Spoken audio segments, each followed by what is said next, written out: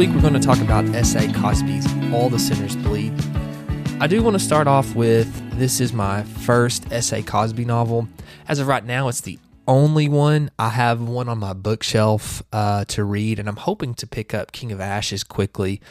That's been a really popular novel lately, and I'm wanting to hop on that bandwagon and read it. All the Sinners Bleed is a murder mystery type of book. I think a lot of people who are mystery thriller fanatics question if it's a true mystery. There's a few elements of mystery novels that are missing from it. I don't think that this detracts from the book at all. It's just something to point out. It definitely is a thriller, and I think that that is something that S.A. Cosby did a really good job at.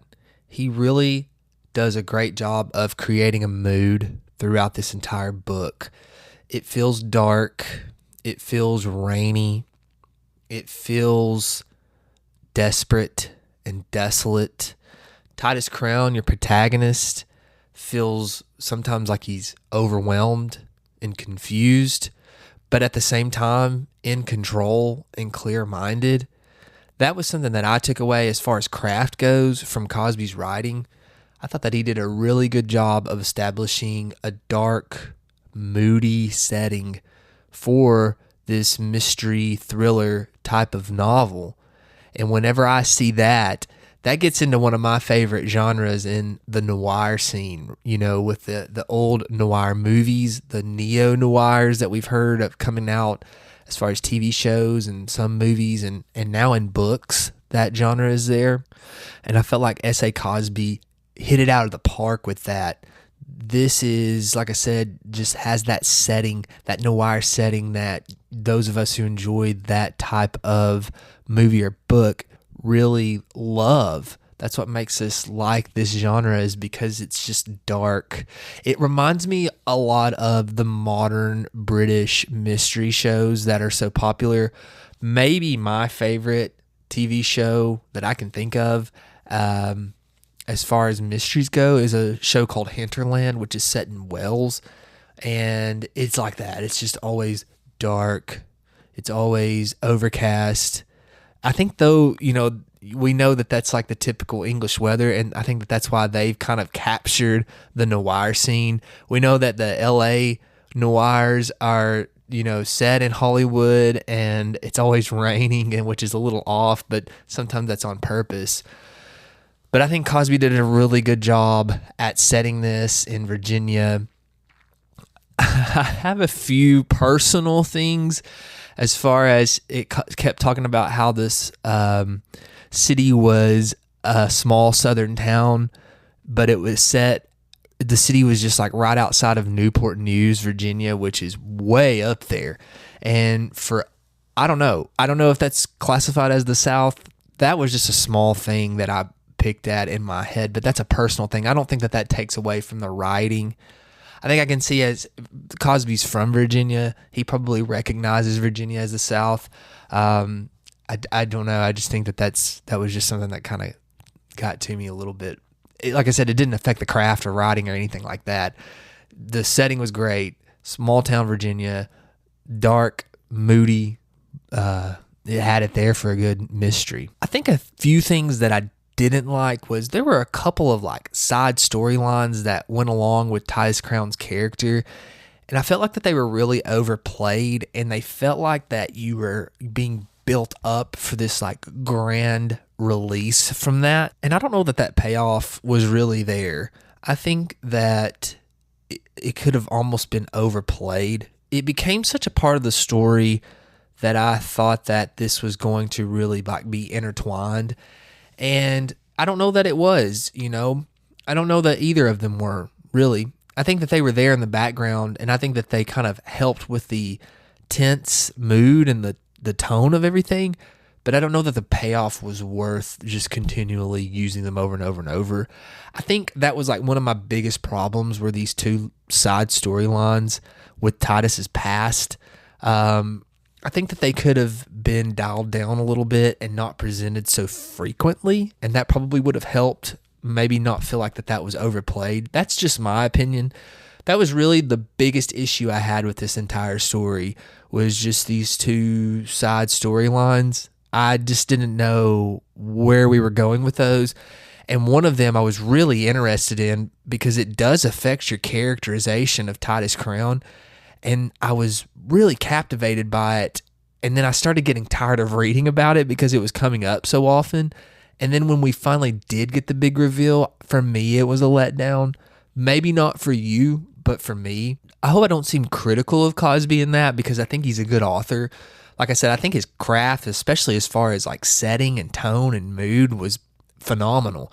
This was just a little thing that bothered me as I read, and I would have liked to have seen that changed. I am interested for sure, obviously, in reading more Cosbys. I have one on my bookshelf. I'm probably going to read it hopefully within the next month.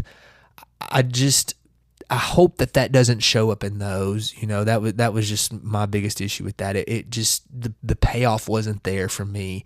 Maybe you feel differently, but that's how I felt on it. Again, I'm just going to keep saying this. This was a dark book all around. The situation that Crown is investigating is dark. The person that they're chasing is dark. The way that they find them and capture them is everything about this book is dark. It's not for the faint of heart, that's for sure. I enjoyed it. I like dark things as far as like reading and watching goes, I guess. I like it. To me, it's gritty. I like the grittiness of it. And especially when you're talking about the police work, and the mystery and the murder mystery and the things like that. I like it to be gritty. I do like the fun ones like the Thursday Murder Club and things like that. But if you set them in front of me, I'm going to pick the gritty one. And this was definitely dark and gritty. We're presented with what I guess is the kickoff to this, and I don't think that this is really a spoiler. What really gets the investigation going is there's a school shooting, and when I first started reading it, I thought that this might be just like a modern typical trope with the school shooting. And as a teacher, and I was not against that being used for I guess a political purpose. I'm not against the message that I thought it was going to, but when I first started, I was afraid that I might be stepping into maybe modern generic waters. But that's something I thought Cosby did really good, is he took that incident and he shed some light on that, but then it turned into this whole new labyrinth of a mystery and a chase, and the case was not about the school shooting. I don't think that that's a spoiler. I don't think that that's a spoiler at all, because you're going to find that out pretty quick. But I was just really impressed as how Cosby presented this, and then it was like, okay, let's go this way. So for me, from that point on, I was interested. I knew that this was going to be a twist and turn ride, and a good mystery, a good thriller should be that way. Like I said, with the inciting incident, I guess what really gets this thing kicked off with the shooting, it's dark from the get-go. The way that that's handled is dark. The situations around it is dark and gritty. It's just a dark and gritty book, and I enjoyed that. I do think after you get done reading this, you might need a good palate cleanser because it can be one of those dark books that, you enjoy, but afterwards you're probably glad you finished it because you want to read something like nice and happy. So keep that in mind when you're reading it. I don't know if those of you who listen along and read too, I don't know if you've read it and you agree. It reminds me of my wife and I got to watching Sons of Anarchy, Breaking Bad, and Justified, which Justified is not as dark, but it has some dark elements to it. We were binge watching these shows when they were really popular, all at the same time, and I can remember being at one point like, we've got to get our heads out of this space because it's getting way too dark. And so I think that with All the Sinners Bleed, when you get finished, you're going to be glad you read it. You're going to have enjoyed the grittiness of it, but also you're probably going to be like, I'm glad that this is over with because I'm ready to read something to cleanse that palate. And again, I appreciate the grittiness. I want the grittiness. But those of us who are readers, we know that there's a lot out there and we can cleanse that palate and get another chance to find something new. So just keep that in mind when you're reading it. It is definitely a dark and gritty book. I think that that's part of the craft of Cosby, though. I think that that's something he does really well. Okay, I do want to get into the curation part of the show now, and I hope I've got some good choices here. I've picked 4 things out, and I was just thinking about some of the things that I enjoy that I felt like were relatable and things that reminded me of this when I was reading. I think that when you get into this genre, there's just such a wide range of books in the mystery thriller. I know for me, I mentioned, that we talk about McKay's, which is a used bookstore here in Tennessee and in North Carolina. And when I go to McKay's, the mystery thriller section is enormous. It's almost overwhelming. If you don't know exactly who is who or what is what, you probably could get really wrapped up in trying to find a mystery book there. You could spend all day doing it. And so I hope that I have some good choices here. Like I said, these are just things that this book reminded me of. The first thing is the movie Silence of the Lambs. I've not read the book. I'm sure that the book would go well with this also. And if you have read the book, hopefully you'll comment and say yes or no. Was this a good pairing for that? But the movie for sure to me has that same grittiness to it, that same dark, that same kind of twisted element to it that All the Sinners Bleed have. It reminds me a lot of Silence of the Lambs, to be honest with you. And so I think that would be something to pair with it. The next thing that I had read post All the Sinners Bleed, and when I was reading it, it really reminded me of this book. This book is called Miracle Creek by Angie Kim, and this is one of the more interesting books that I think I have read recently. It's a mystery, but it's told through the court case, and I'm a fan of Perry Mason, the show, and I'm a fan of Perry Mason, the novels, and I know that those are like not heavy-hitting mysteries. They're just kind of fun. Like I said, that's a good palate cleanser. If you still want to keep in the mystery genre and scratch that mystery itch after you've read this, a good Perry Mason novel might do you some good because it's got the good tones and the good noir to it, but it's not as dark and gritty as a lot of these. But Miracle Creek was set also in Virginia, and it's dark and gritty as well. I think about some of the scenes that I'm thinking in my head, even as I'm talking about it, and it's got that same mood, that same tone to it, just dark, overcast skies.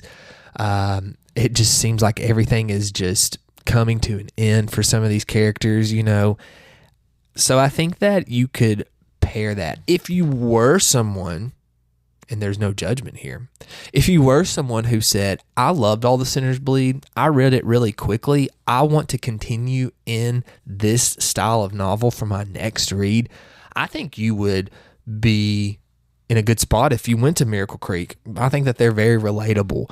And again, it's in Virginia, so you're kind of, after you read All the Sinners Bleed, I don't know how you all are with settings. Sometimes it's hard for me to switch gears really quick, And so I think that's one reason I kind of go through these trends of books that are similar.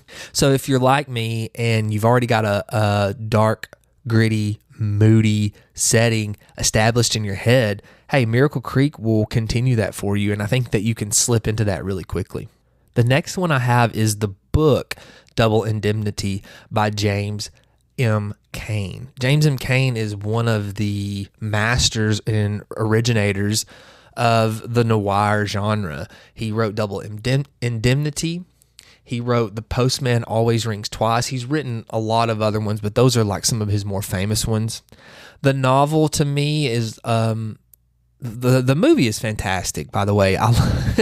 If you're like me and you like the noir, I like the grittiness of it all. Also, though, it was funny to watch the movie sometimes because it kind of had like that how's it going, baby, type of thing. I don't know if that makes sense. It was the standard setter for noir movies in that genre, and the novel I think was excellent. I think I read, it's really short. It's probably more closer to a novella. I think I read Double Indemnity in maybe a day or two. I just think it's like in that same vein. It's gritty. I would say that Cosby has read Double Indemnity. I would say that not the entire book clearly was inspired by that, but I would want to bet that some of Cosby's writing was inspired by Double Indemnity, or James M. Cain's writing. And so I think that would be a good choice to go back to if you want something really quick. If you're like, okay, that was good, I think I could do another quick novel, another quick mystery, another novella, like I said, then I think Double Indemnity would be really good.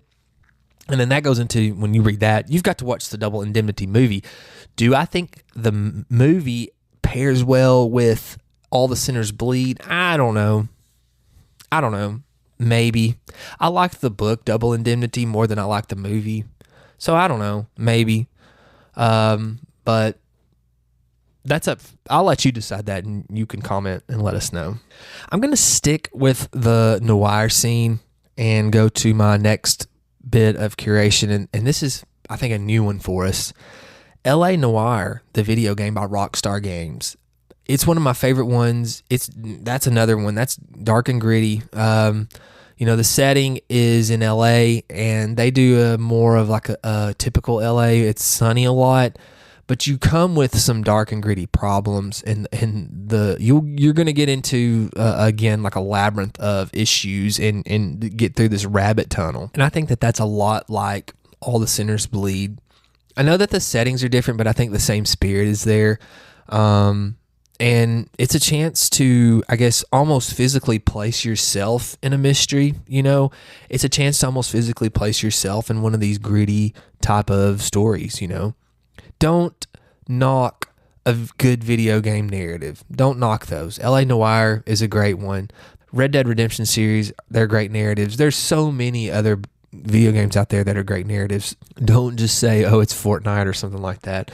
There are some really good narratives out there and good stories, and that's what we're all about here. We love stories, and that's why with the curation part, you're going to get probably some different things. So I hope you like that. I hope you like LA Noire, and I hope that you try it out. I think that you can get it on some of the online stores. You might be able to go get a copy at a used game store like GameStop or something like that. I know you'll be able to find it on eBay. I find a lot of these retro games on eBay, and I really enjoy kind of getting to go back and play those. Okay, that's all for this episode. Like I said, it was a little bit different, but I wanted to get into the analysis more and some of my thoughts. I hope you enjoyed it. I hope that you enjoyed the picks for the curation this week. I hope also that you will comment, and if there's anything that you see or have read or watched or played, or songs you've listened to, or anything having to do with a story that can relate to this, I hope that you'll comment and let us know. Again, we love stories. That's what we're trying to do, is just gather all this together and maybe help our experience together. So I hope you enjoyed it. Whenever we get to the next Cosby that I read, I'll try to come back with more thoughts and follow up with those. But I am glad that you joined us. Please like and share and subscribe and all that stuff that we have to do in this digital age. And please comment. Like I said, if you got Spotify, you can comment on Spotify. And again, hopefully these will be up on YouTube in the near future. And when they are, hopefully that you can comment there. I really do appreciate you guys listening. I'm very thankful for that. And I hope to see you next week.